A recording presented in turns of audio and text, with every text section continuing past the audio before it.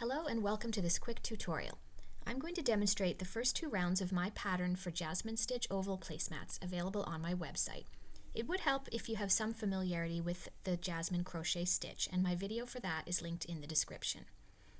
This pattern starts by creating a magic circle, and I've linked the video for making one of those in the description as well. But basically, I make these by holding the working yarn across my hand like this with the free end pointing down. Then I wrap the yarn around my two fingers and bring it back over my hand to make an X, and grab the yarn with my baby finger. Then I insert the hook under the top right arm of this X and grab the top left arm with the hook, bringing it under, and then working a chain one using the yarn that you were holding with your baby finger. Then you can take your fingers out and you should have a ring that you can tighten. Again, if you need help with that, there are many videos online in addition to the one in the description. We're now going to start by working a chain of puff stitches, and each one is worked as follows. Pull the working loop up to a height of around 2 centimeters or 0.8 inches. Yarn over and pull up a loop from inside the magic circle. Pull it up to the same height as the first one, and now do that a total of 3 times. So yarn over, pull up a loop from the magic circle, and pull it up tall like the first one.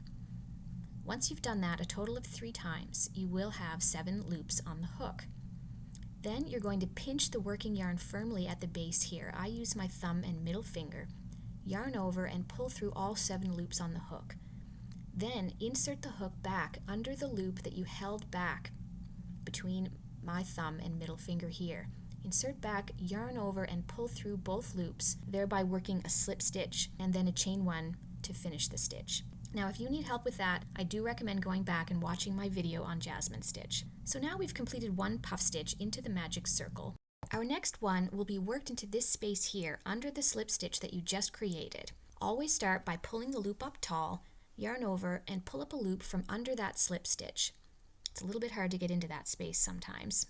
And pull the loop up to the same height and do that a total of 3 times. So yarn over, pull up a loop, and yarn over again, and pull up a loop.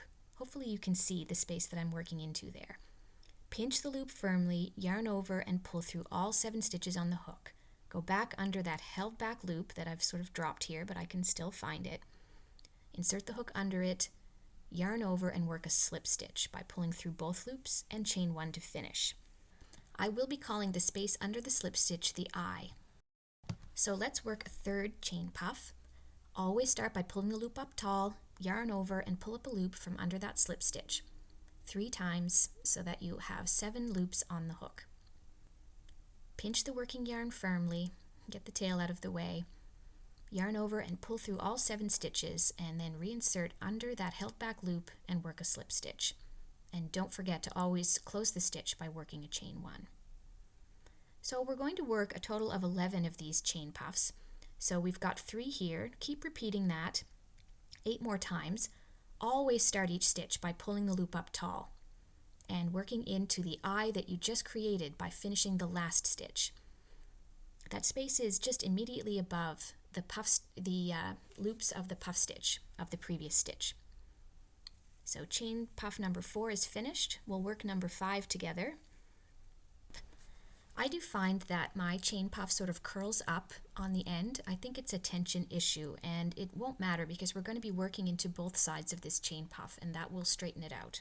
So just ignore the curling tendency of the chain puff if you do notice that your project does that.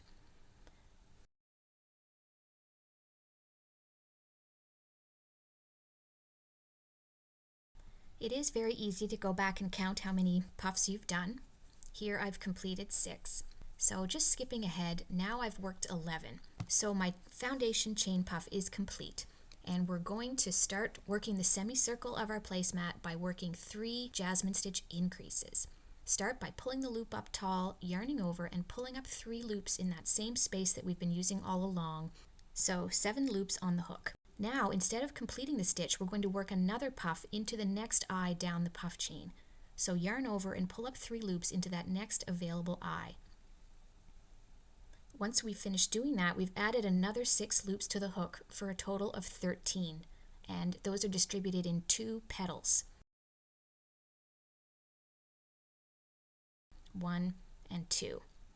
Pinch the working yarn as usual, yarn over, and pull through all 13 loops on the hook.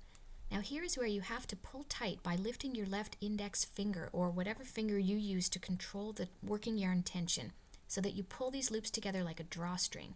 Insert the hook back under the held back loop, yarn over, and work a slip stitch and a chain 1 to finish. So here's what we have so far. This is the last puffed stitch of our chain, and these are the 2 petals of the Jasmine increase we've just worked, with the eye connecting the 2. Let's work the second Jasmine increase. Always start by pulling the working loop tall, yarn over, and pull up a loop in the eye of the stitch we just finished making, and do that a total of 3 times. The second petal is worked in the next available eye, which happens to be the same space as we worked the second petal of the first Jasmine increase. So we're not actually going anywhere here. These increases are kind of worked in place. We're not advancing down the puff chain. So once your 2 petals are complete, 13 loops, draw through all 13, go back under the held back loop as usual, and work a slip stitch and a chain 1. So that is 2 Jasmine increases complete, and we can count them by counting these puff stitches along the edge. So let's work number 3, pull the loop tall and work 3 yarn over, pull up a loops into that first space, and work the second petal into the next available space, which happens to be the same space that the second petal of the first 2 increases were also worked into. So finish that third increase in the usual way, always remembering to cinch tight those loops. And here we have worked a total of 3 Jasmine stitch increases, which are all 2 petal Jasmine stitches. 1, 2, 3. So now we're going to work our first full regular Jasmine stitch, which has 3 petals instead of 2. 1 worked in the eye you just worked, then an additional 2 petals in the next 2 available eyes down the chain. So always start by pulling up the working loop tall and working into the eye at the base of that loop, yarn over and pull up a loop a total of 3 times exactly as we've been doing, 7 loops on the hook. Then identify the next eye down the line and pull up 3 loops from that space, always remembering to yarn over. So you've added another 6 loops just like we did for our Jasmine increase. You should have a total of 13 loops and 2 petals on the hook. Then work the same thing again into the next eye down the line. So yarn over and pull up loops 3 times. You've added another 6 loops for a total of now 19 loops on the hook and 3 petals. Pinch the working yarn very firmly now and yarn over and pull through all 19 loops on the hook. And it becomes even more important now to draw those tightly together like a drawstring by pulling up on the working yarn. You want that very tight to avoid a gaping hole in the eye of your Jasmine stitch, which doesn't look good. So finish the stitch in the usual way, and here's what we have. Hopefully you can identify that this stitch here was worked as an increase because there's only 2 petals, and this is our Jasmine stitch with 3 petals. So the next Jasmine stitch starts in exactly the same way. Pull the loop up tall, work into the eye at the base of that working loop. That's your first petal completed. Identify the next eye down the line and work another 3 loops into that. 13 loops now, and then the third petal goes into the next eye down the line. As long as you don't skip any eyes, you can't go wrong with the placement of these petals. Just confirm you have 3 petals before pulling through all 19 loops on the hook. Draw it as tight as you can. You really can't go too tight there. Reinsert back under the held back loop and slip stitch and chain 1 to finish. So that's 2 Jasmine stitches worked. We're going to be working a total of 10 down the straight side of our oval placemat. So just keep working Jasmine stitch, remembering always to check at the end to make sure you have 3 petals before completing the stitch.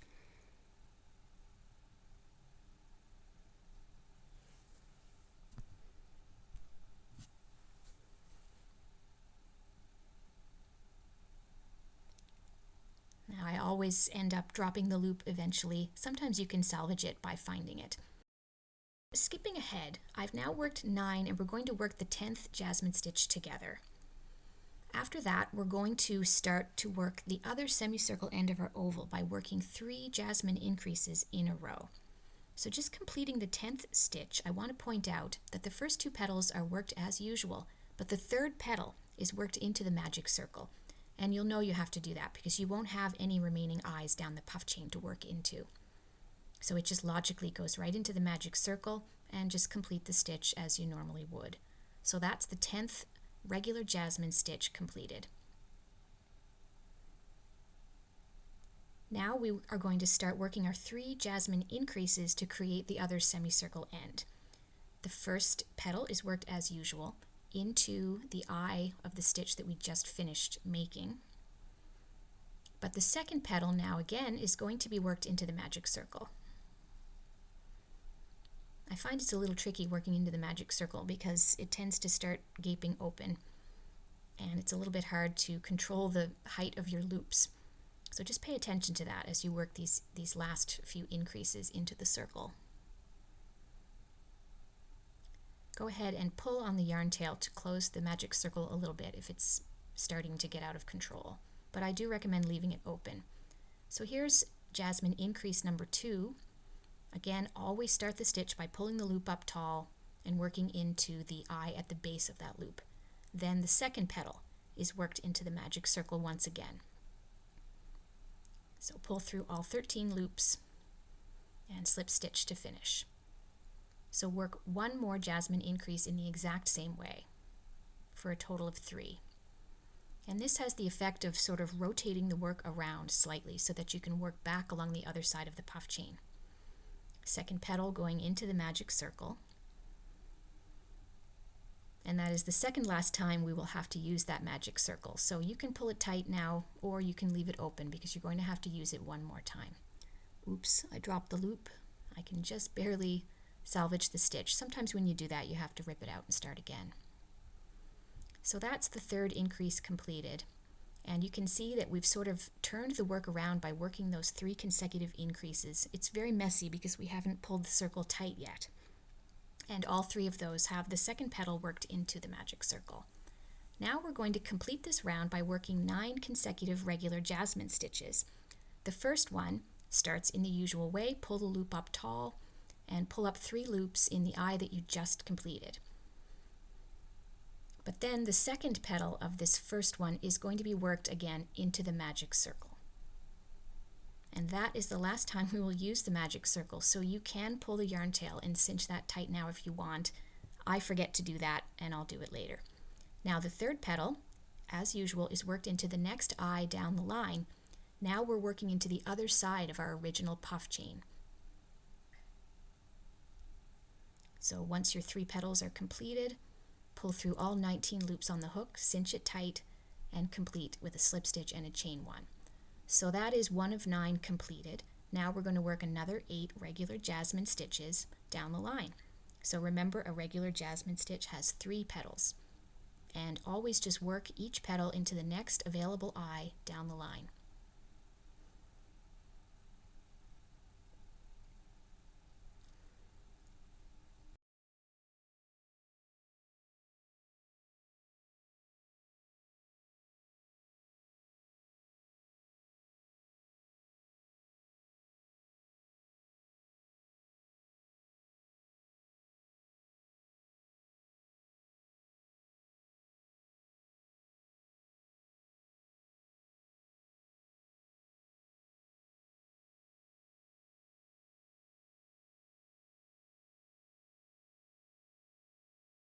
Now that we've completed 3 regular jasmines, let's look again at the difference between a regular jasmine and a jasmine increase. Here is the last of our 3 increases we worked, and you can tell that because there's only 2 petals radiating out from that central eye. So that's an increase. The next one is a jasmine stitch because there are 3 petals radiating out from that central eye. That can help if you lose count and need to go back and figure out how many regular jasmines you've worked down the straight side. Jasmine stitches take a minute to work, so I find I always lose count, especially when I'm just going along working regular jasmine stitch after regular jasmine stitch. I cannot keep count no matter what I do. So it is important to be able to identify what you've done in the work once it's finished. So here I am, I'm just completing number 4 of our 9. I often lose that held back loop, but I can usually salvage it. So I think you've got Jasmine stitch at this point. Skipping ahead, here I have worked all 9 of the Jasmine stitches of the straight side, and you can see this is what your project should look like after you finish those 9. We're going to finish the round by working a 4-petal or final Jasmine stitch. The 4 petals will be worked into the 4 remaining available eyes, with the 4th petal creating a join to the eye of the very first Jasmine increase we worked. So work this 4-petal stitch in the usual way. Start by pulling up loops in the eye at the base of the working loop. Then advance into the next available eye for your 2nd petal. Work the 3rd petal into the next one, which is kind of tight because it's been worked into many times already. And now work a 4th extra final petal into, again, that same eye that is the eye of the first increase that we worked at the beginning of the round.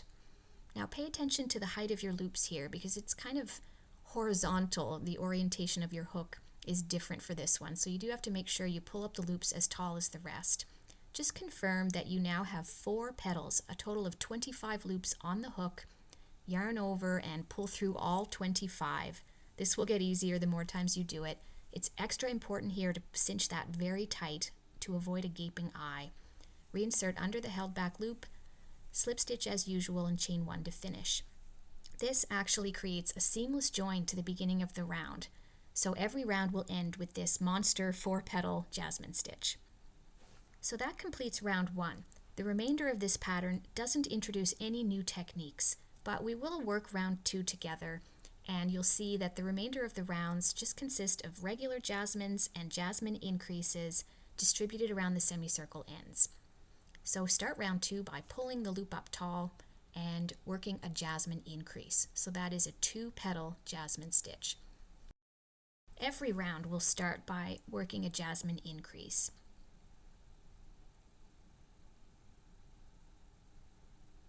And you'll find that it creates this little triangle above the work. So once you finish that stitch, I do recommend placing a marker on the eye that you just finished working. I usually place it on the front loop of the slip stitch, and that way usually you can work into that space without interference from the marker. Now we're going to distribute 3 increases around the semicircle, and the way I've done that is to start with working another Jasmine increase, so a 2-petal Jasmine stitch. Always worked the first petal into that same space we just created, and then the next available space.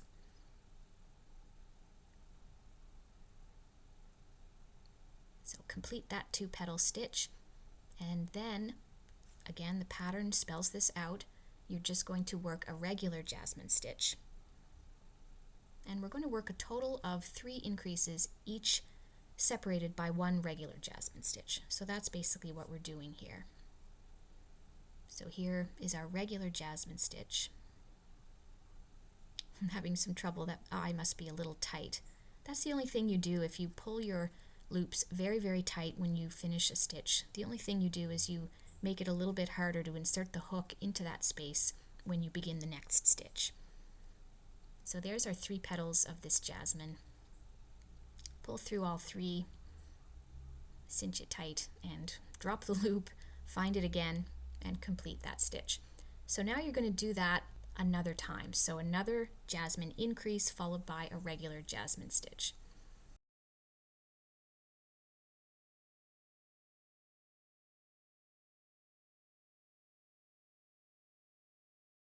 Each semicircle end needs to have 3 Jasmine increases in order for it to lie flat.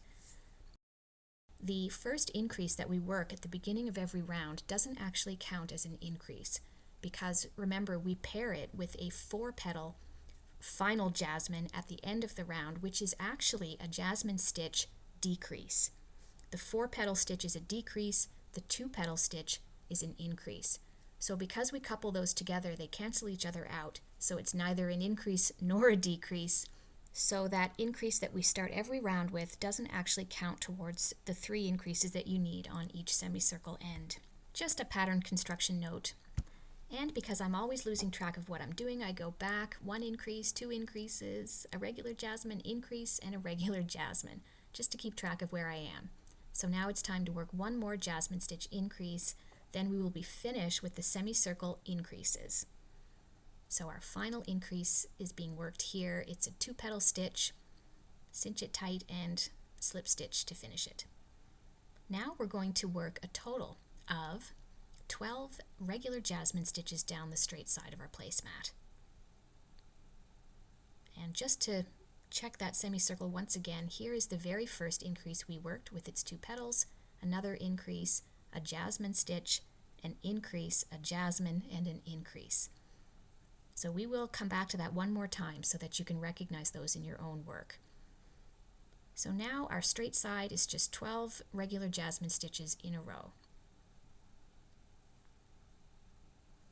Again, you can't go wrong with the placement of these petals. You always just work into the next available eye, never skipping any, and you won't make an error. Always double check to make sure you have 3 petals, cinch them tight, and finish the stitch. So like I said, it takes a minute to work a Jasmine stitch, so by the time I finish the 3 petals, I've always lost track of how many I've worked. One thing you could do is you could place a marker on the last increase that you work on each semicircle end, and that makes it really quick and easy to go back and count how many regular Jasmines you've worked down the straight side. The first petal of each Jasmine stitch forms the upper border of our project, with the eye belonging to each stitch located at the left end of that outer puff. And we know that this was worked as a regular Jasmine because it has 2 more petals radiating out from its eye.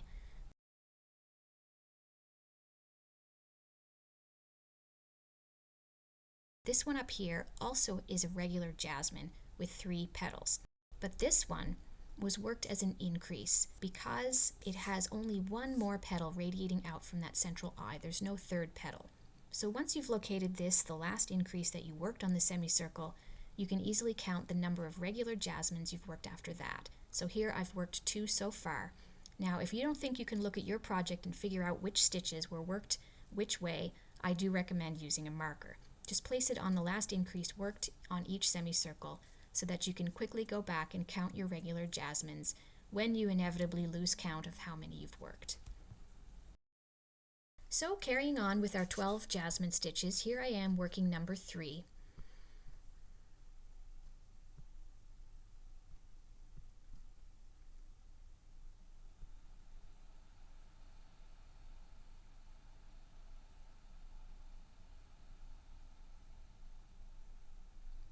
As always, I've dropped the loop.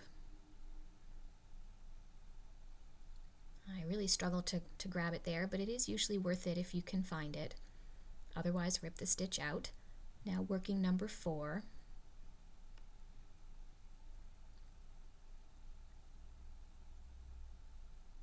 You may notice that my loops are not as tall as they could be. I tend to crochet very tightly.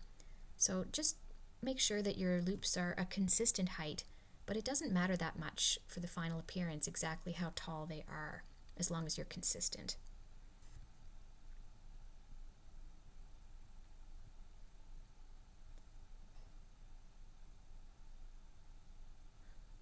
Finishing finally Jasmine stitch number 4.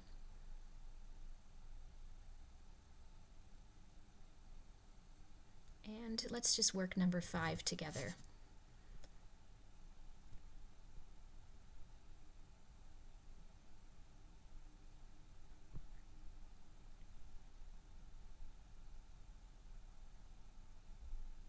At this point, I do think you've got Jasmine stitch down pat, so let's skip ahead. I think I've completed all 12 here. Let's just count from the marker. 1, 2, 3, 4, 5, 6, 7, 8, 9, 10, 11. No, I've completed 11. So let's work number 12 together.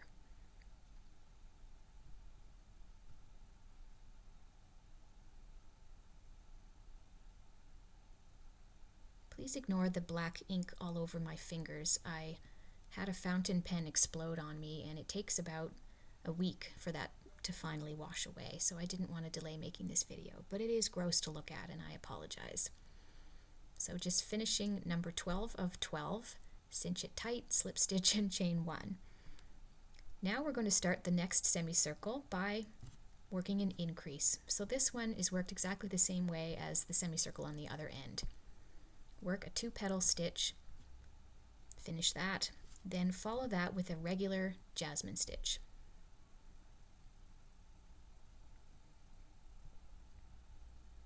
Sometimes I even like to place a marker on the first increase of the semicircle, just to make counting easier when I inevitably lose track of where I am placing those semicircle increases. I'm not going to do that here, but sometimes I do. It just depends on if I have enough markers lying around. So there's that jasmine stitch finished. Now we're going to repeat that again. So jasmine increase followed by a regular jasmine stitch.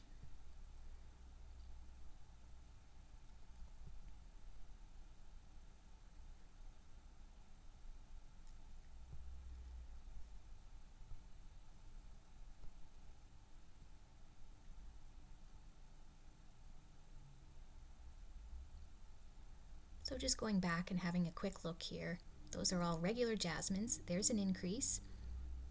So I am going to put a marker on it retroactively. Better late than never. So now we're going to work our second regular jasmine stitch of that little repeat.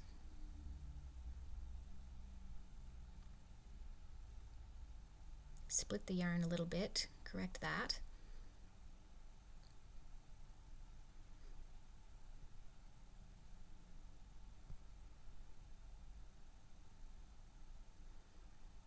And this semicircle finishes up finally by working one more increase.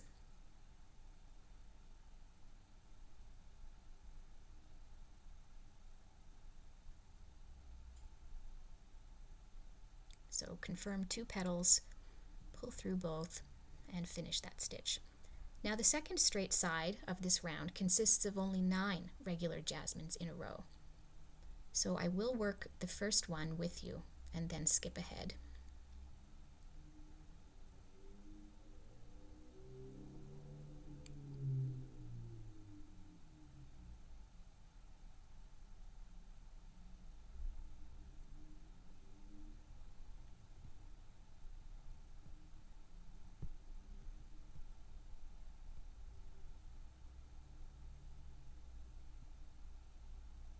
So now I think I've worked all 9, but I need to count. So this is like a game of Where's Waldo? Can you spot the last jasmine increase of the semicircle? There it is, with just its 2 petals, no third petal like the adjacent stitches have. So that's where we need to start counting. If you count from that point, I have worked all 9. So I'm almost finished the round, and I'm ready to work the final jasmine. This monster 4-petal stitch with the 4th petal worked into the first eye of the round, which this time we've marked. So start the first petal as always by pulling up the working loop tall and working into the eye at the base of that working loop. Then advance for your second petal into the next eye down the line. And the 3rd petal goes into this sort of corner stitch here. Then the 4th petal goes into the marked eye, and from now on we'll always have a marker on it just so that you don't burn right past it, because it's surprisingly easy to do. And again, with this 4th petal, just pay attention to the height of the loops because it is kind of worked horizontally. Make sure you have 4 petals, draw through all 25 loops, and cinch this one extra tight, literally as tight as you can, because the eye tends to gape because there's just so many loops that you're cinching there. And then, whoops, go back under. This is not a good time to drop the loop. Split the yarn. I think I've got it. That's not quite right, but anyway, I sort of worked a slip stitch there and chain 1 to finish. So there you can see our nice seamless join at the end of each round. After that, you just follow the pattern, placing the increases as instructed. There's no new techniques, so I think you can probably finish it on your own. Again, each round starts with an increase that doesn't count as an actual increase, but it forms this little triangular tent above your work, and I do recommend when you've finished working it, placing a marker on the eye of that increase, so that then you'll know that you're joining to that eye with your 4-petal jasmine stitch at the end of the round.